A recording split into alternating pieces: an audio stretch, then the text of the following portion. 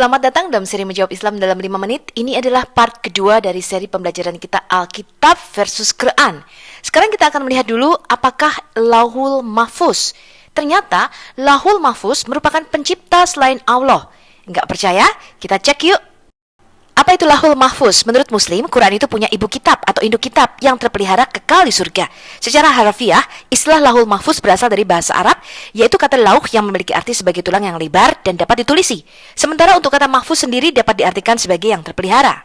Jadi Muslim percaya bahwa semua kejadian di alam semesta, semua takdir dan semua bencana alam, apa yang akan terjadi sudah ditulis lebih dulu di dalam Lauhul Mahfuz. Bahkan dosa Adam pun sudah ditulis lebih dulu 40 tahun sebelum Adam itu diciptakan. Jadi dikatakan di dalam hadis riwayat Al-Bukhari bahwa dahulu hanya ada Allah, kata Muhammad, dan tidak ada sesuatu apapun sebelumnya, dan arsy-Nya ada di atas air. Kemudian dia menciptakan langit dan bumi dan dia menulis segala sesuatu di dalam Az-Zikir. Di dalam Fathul Bari, Ibnu Hajar Al-Asqalani, dia mengatakan bahwa makna Az-Zikir di sini adalah Lauhul Mahfuz. Dan Muslim percaya bahwa Lauhul Mahfuz tersebut ada di kening malaikat Israfil di antara kedua matanya, dan tidak diizinkan untuk malaikat Israfil ngintip apa yang ada di Lauhul Mahfuz tersebut. Ini ada di dalam tafsir Ibn Katsir dari hadis Anas bin Malik.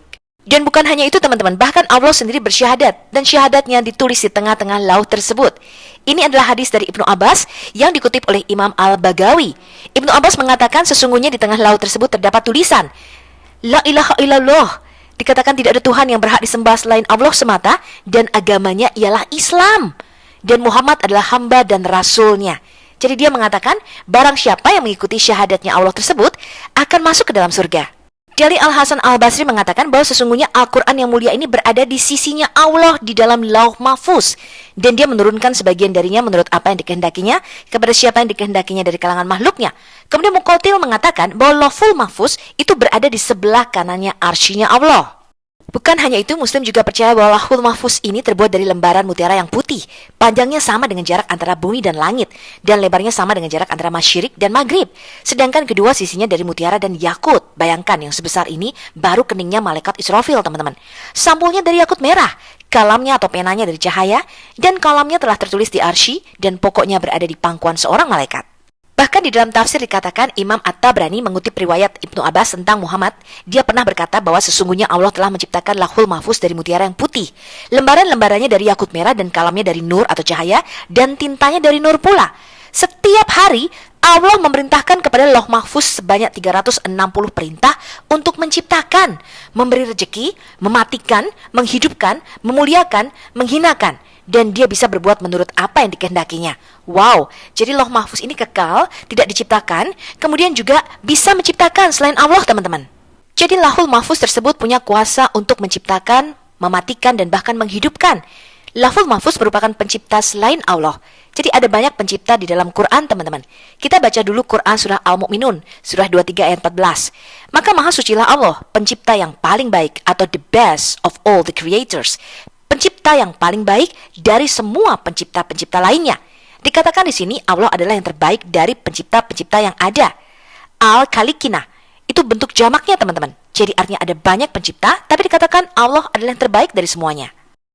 Jadi sebenarnya konsep bahwa kalamullah atau firman Allah itu mempunyai daya cipta, bisa mematikan dan bisa menghidupkan, mirip dengan apa yang ada di dalam Alkitab kita. Kita percaya bahwa firman Allah itu berkuasa.